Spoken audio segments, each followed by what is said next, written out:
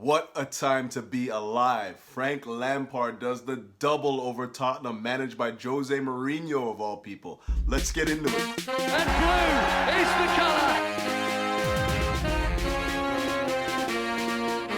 Essien! Drogba! Lampard! That could be the championship!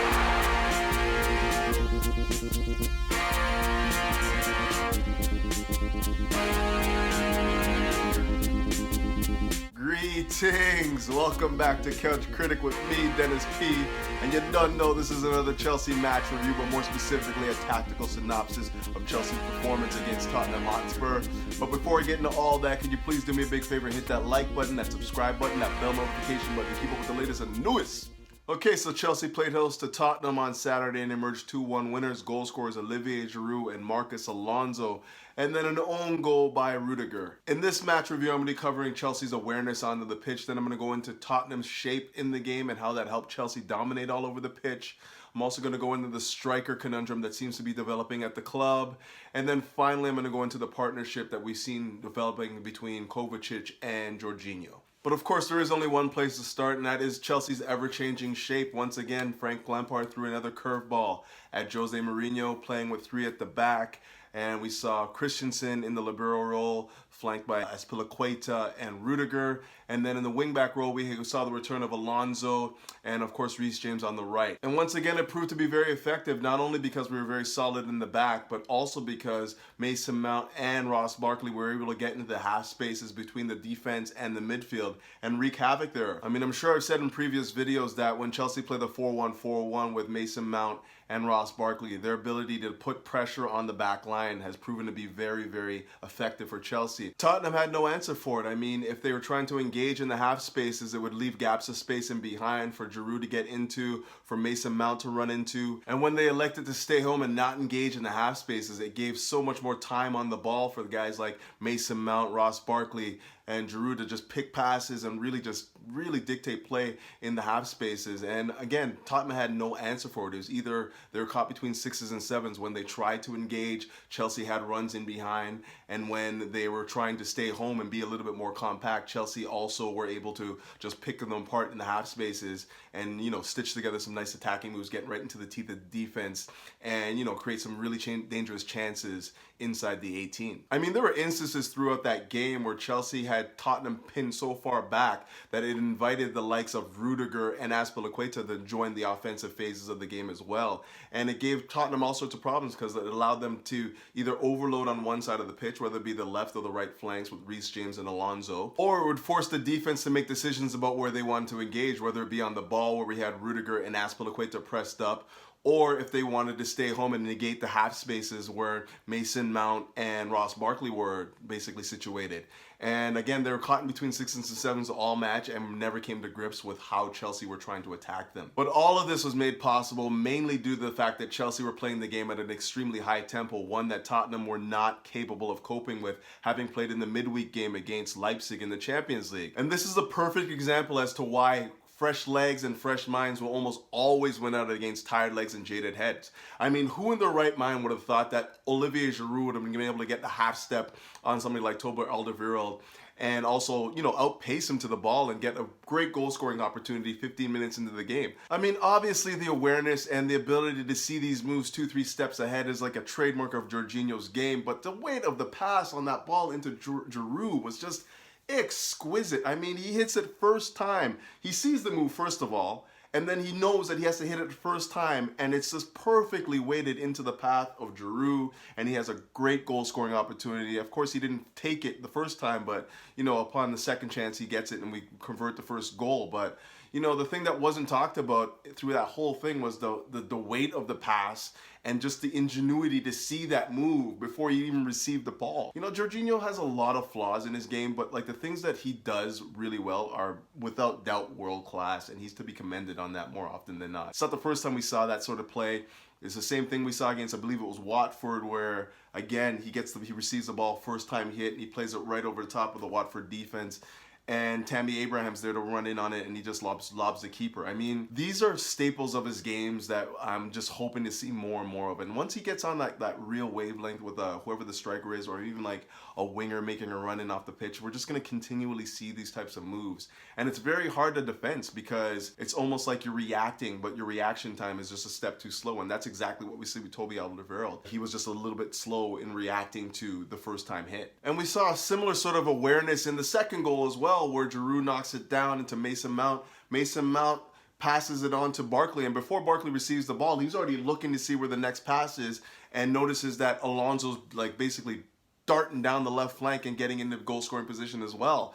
And of course, he lays it off to Alonso, and Alonso converts with a bullet. Like, I don't know what it is with that guy, but whenever he plays against Tottenham, it doesn't matter where it is and when it is, he's going to score. And again, he just hits it so perfectly, and Chelsea go up 2-0. We always talk about the goal, and we don't talk about the move before the goal. Like, the pass from Barkley was just not so much the pass. I mean, it's a pretty basic pass. He just looks to his left, and he sees him there and lays it off to him. But the ability to see that move, to have his head up before he receives the ball, look around, see what's around him before he receives it, and then lay it off is what I was most impressed with. And that's what I'm talking about when I say the awareness that comes into it. You know, a lot of the times we get a lot of guys that, like, you know, when they receive the ball, they just have their head down, they're dribbling, they're not looking or what's around them, and then like they just hit and hope it into space. And you know, a lot of our attacking moves break down that way. Whereas if you have somebody that has their head up before they're receiving the ball and they're looking around, they know what's around them, they have the awareness to know where to play the next ball. It was just great to see Chelsea actually use their head a little bit more, be a little bit more cerebral,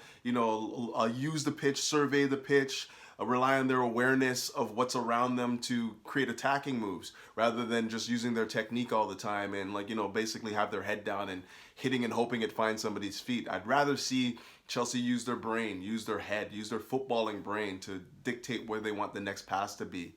And, you know, basically survey the pitch rather than just like hit it and hope that it finds somebody. I mean, let's face it, Chelsea dominated that match from minute 1 to minute 90, and that's no hyperbole. I mean, they controlled the match completely. Tottenham provided very little resistance to what Chelsea wanted to do on the pitch. They were able to get away with it. I mean, even though Tottenham would show press in some certain aspects of the game, certain portions of the game, it wasn't like they were pressing with any intent to win the ball. They were pressing just to show press. And then once Chelsea were able to realize that there was no real pressure coming at them, they were able to just, like, you know, pick them apart and get into the teeth of the defense with 1 and 2 passes. There were seismic spaces between Tottenham's back five, and let's face it, it was a back five. Like, they did not have any real wing back support other than the one time when Tanganga got in behind the defense and almost scored. But outside of that, it was a flat back five, and they were trying to basically limit the spaces inside the 18 for Chelsea to exploit. The space between the defenders and the midfield three was seismic, and guys like Mason Mount,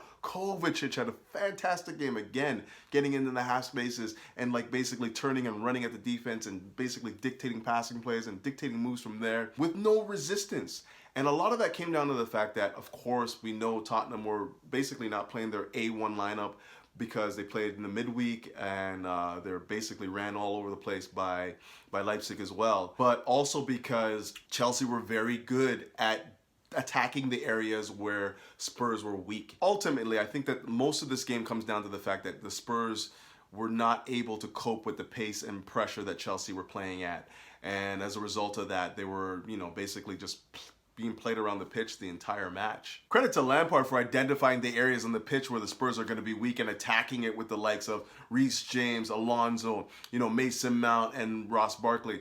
And for me, it kind of looked like the Spurs were playing like a 5-2-2-1 with the only holding midfielders being Ndombele and Winks. Mora and Lo Celso, they weren't really looking to defend in wide areas, so it left Davies and Tanganga so isolated on the flank. And again, I know it had a lot to do with the fact that the Spurs just weren't really up to the fitness levels as, say, Chelsea were, who only played on Monday and had the whole week and brought in fresh players as well, with the likes of Alonso, Barkley, and Giroud coming into the squad. It showed, you know, like the fact that we had a fresher squad and we're playing at a tempo that they weren't able to cope with. But ultimately, like, I think that, like, also the fact that like Lampard identified the areas where the Spurs weren't really going to be challenging, putting up much of a fight. We attacked that with some real verve and, you know, really put them to the sword. I really didn't have a man of the match this week. I thought the entire squad had contributed to the win in a positive way. If I were going to give it to anyone, it would have been one of Kovacic, Jorginho, or Giroud, and probably Giroud would have necked it just because he came in cold and, you know, scored a vital goal, and even his link-up play was hold-up play and link-up play was very good throughout the match. Wasn't necessarily a standout in terms of, you know, the rest of the players on the pitch. I thought that Jorginho and Kovacic were basically dictating play the entire match, and you know they basically got the better of both Ndembele and Winks, and that was where the match for me was decided, where, you know, the two teams playing with a midfield two, who had the better midfield, were able to like basically dictate play and play the game at a tempo that the other wasn't able to cope with. Having said that, Giroud I still think had a solid game, and begs you to question whether or not he should start again. I know this is going to be controversial. I'm a firm believer. I still think Michy has something to offer this club. I just feel like some people need a run of games in order to find their match form. And unfortunately, you know, with Tammy banging him in for fun for the longest time, and, you know, Michy being in and out of the lineup, he's not really hit his top form yet. And unfortunately, we can't really give him opportunities based on how he's been playing recently. So, you know, with Giroud coming into the side and giving them something different, like a little bit more physicality up top, showing the burst of pace to get in behind Alderweireld for that first goal. It's hard to see, you know, a way back in for somebody like Michy when, you know, he's given these great opportunities to score and he's missing. For me, a striker does his job if he scores goals. He's the man of the match if he does more than that. If he scores and he links up and he holds up and he's a menace on the pitch. And I felt like, you know, Giroud was enough of that for enough of the match. It does beg the question whether or not he can actually come back into the side again and give us the same sort of like 60, 70 minutes where he was quality. But I think I'm going to wrap it up there. Chelsea emerged 2-1 winners at the Bridge. We won at the Bridge. Can you believe this? I can't believe it. And again, Frank Lampard, unbelievable. The double over Jose, can you believe it? I can. I mean, Jose is starting to show that he's a dinosaur in this game. Like, his tactics just don't work. It's been seen through, and you know, Frank Lampard again. I don't know if we saw a lot of tactical nous. Like, he basically just outran Tottenham. We basically outran them and basically worked them in areas where we knew they'd be fatigued and lacked quality. And I guess that is a tactic in and of itself, just identifying those areas where we can attack them and, you know, doing it with real, you know, with a real intent and purpose. So credit to Frank for that. I still need to see more semblance of an actual philosophy. Like, we've gone through so many different shapes the last little while. We need to settle on one, settle on the back four, settle on the midfield, settle on the striker, and just go with it. Like, these are important matches coming up right now, and I still don't know, to this moment in time, I still don't know who we're going to be playing in the back four. I still don't know who our keeper is going to be. Is Kepa getting back into the game? Like, what's up? I mean, I know, you know, like he's got his shortcomings. I'm not a big fan myself, but I mean, at $71 million, we need to at least try and see what we have from him right now. Freezing him out seems a little odd at this point in time in the season when the matches are coming thick and fast and we need points. I mean, no disrespect to Caballero. He's coming and done admirably well, given the circumstances and whatnot. But, you know, I want to see if Kepa can take us to that next level now. I know he didn't play that well when he was in the game, but, you know, he is our $71 million man, you know? Like, if he's not going to be the guy, then we have to at least up his price so we can sell him on, you know? But we move on again. We got Bayern in the Champions League now. Bayern Munich, man. Like, we know what we do with those guys, and they can't touch us in the Champions League, man. Let's go there, let's take it to Stamford Bridge, and let's get that win, because, you know, that's in the Chelsea DNA. When we get into those magical nights at Stamford Bridge and we're playing against a big opponent where people don't expect us to get the victory, and, you know, we just step up and we find a way to win. And I'm hoping that that's the same thing in the midweek against Bayern Munich. It's a massive fixture. It's going to be under the lights. You know how we get up for these games, and you know Frank's going to have them up for this game. And again, I don't know what shape we're going to play. I don't know who's going to be in the starting lineup, but I do want that win, and I know that Frank's going to want that win desperately. He knows that team. He knows what that means for him. It's going to be a motivational game for him and for the squad. But, you know, we just got to play to them and find a way to, you know, beat a juggernaut. Can we do it again? Can we find a way to beat a juggernaut? Can we find a way to play our football, inflict our football onto a superior opponent and still get the victory? Only time will tell, but until then, keep the blue flag flying high and up to Chelsea.